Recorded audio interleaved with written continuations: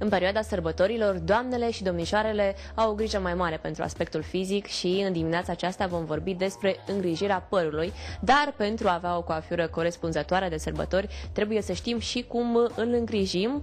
Așadar, Natalia ne va spune mai multe detalii. Bun găsit, Natalia! Bine ați venit! Am auzit că ai planuri mari pentru mine. Mă vei ajuta așadar să fiu pregătită pentru sărbători, dar nu doar în ceea ce înseamnă coafarea părului. Da, așa este. Pentru tineri, în mod special și nu doar pentru tineri, pentru toate doamnele și domnișoarele care vor să arate foarte bine de sărbători, în special de Crăciun și de Revelion. Noi cumva vom împărți, să zicem, astăzi vom face tot ce este cel mai important pentru a arăta bine în seara de anul nou, în așa fel încât atunci să nu ne ia foarte mult timp pentru a ne pregăti. Așadar, să luăm practic un pas înainte. Ce presupune mai exact? Acest pas presupune, pentru că azi practic noi o să retușăm și o să împrospătăm culoarea rădăcinilor și a lungimii în general, vom împrospăta foarte bine lungimea. Asta ne va ajuta foarte mult să economisim timp în ziua de anul nou, ceea ce va presupune foarte puțin pentru coafatul de Revelion. Ei, așadar, practic, util, economic, să trecem la treabă, zic.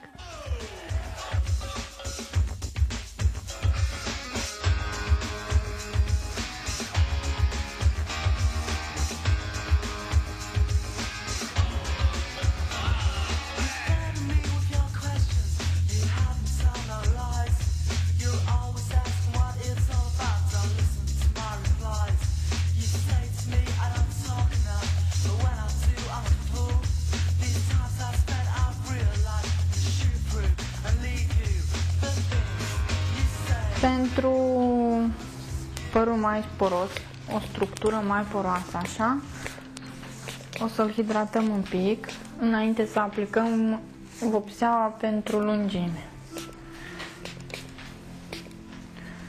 Pentru rădăcină vopseaua deja acționează.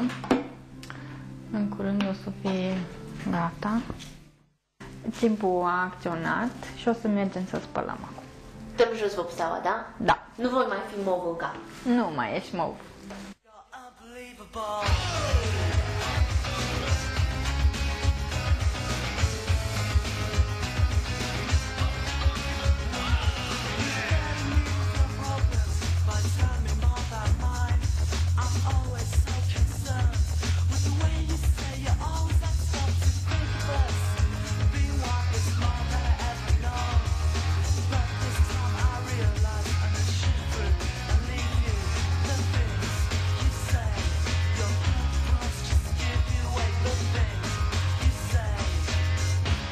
You're unbelievable.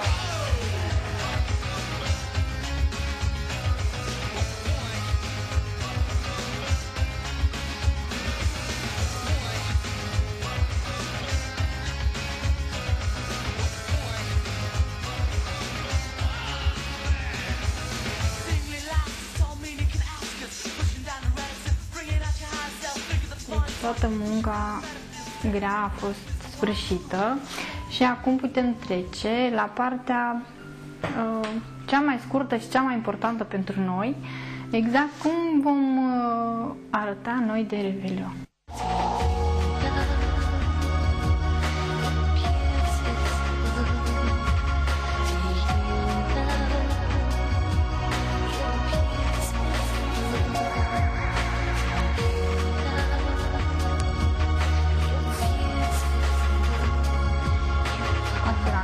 Este gata, putem merge către seara de Revelion. Mulțumesc tare mult, Natalia, îmi place foarte mult culoarea, cum arată, aspectul. Cred eu că e o recomandare foarte bună pentru această seară specială dintre ani. Așadar, doamnelor, domnișoarelor, acum știți ce aveți de făcut.